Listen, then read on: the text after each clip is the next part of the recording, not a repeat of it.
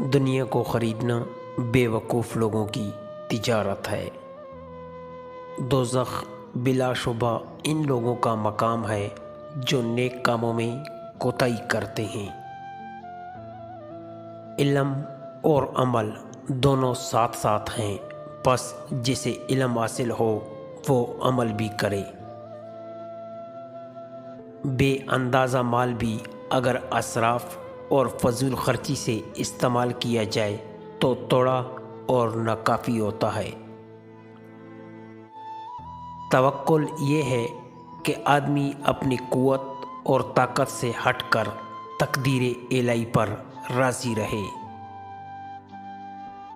سخاوت یہ ہے کہ تم اپنا مال خرچ کرو اور دوسروں کے مال پر نظر نہ رکھو۔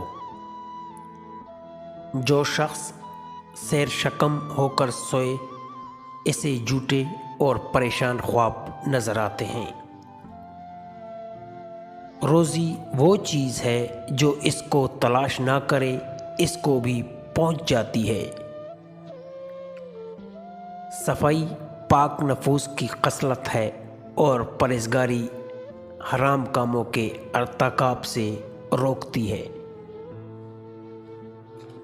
یہ دنیا ایک مقررہ وقت تک رہے گی اور آخرت ہمیشہ تک۔ خواہش پرستی ایک پوشیدہ مگر مہلک بیماری ہے۔ عقل جسے نصیب ہو اس کے واسطے زینت، اور علم جو اس پر عمل کرے اس کے لیے ہدایت ہے۔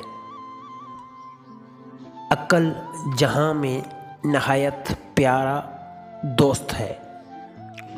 سب سے پہلے عبادت یہ ہے کہ انسان مصیبت میں صبر کر کے اللہ تعالیٰ کی طرف سے مدد کا منتظر رہے۔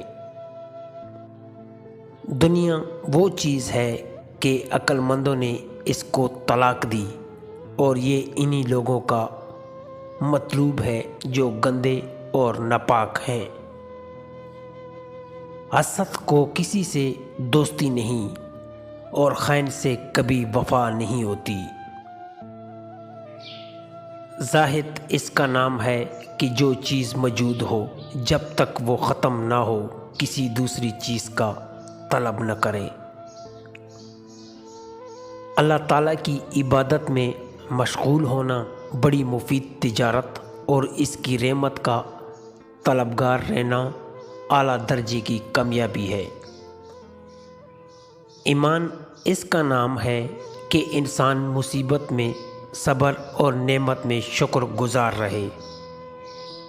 کمینہ نفس پن کی باتوں سے خالی نہیں ہوتا۔ عقل مند کی عادت ہے کہ وہ ضرورت یا دلیل کے بغیر بات نہیں کرتا۔ عادت پر غالب آنا کمال فضیلت ہے۔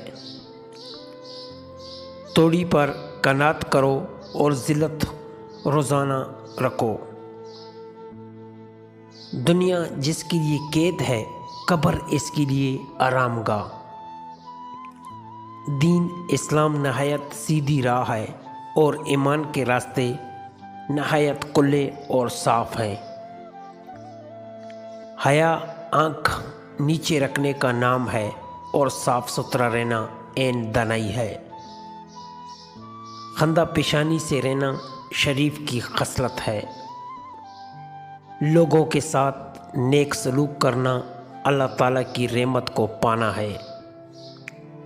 نماز دین کی جڑ اور سچائی پرہیزگاروں کا لباس ہے۔ زبان ایک سرکش گھوڑا ہے اور برائی اپنے سوار یعنی برائی کرنے والے کو منہ کے بل گراتی ہے۔ جھوٹ بولنا ایک بہت بڑا عیب ہے جو آدمی کو ذلیل و خوار کرتا ہے۔ کہنا اور دل میں کوٹ رکھنا دل کی بیماری اور سب عیبوں کا سردار ہے۔ لوگوں کا بیت ظاہر کرنے اور مال میں خیانت کرنے والے دونوں گناہوں میں برابر ہیں۔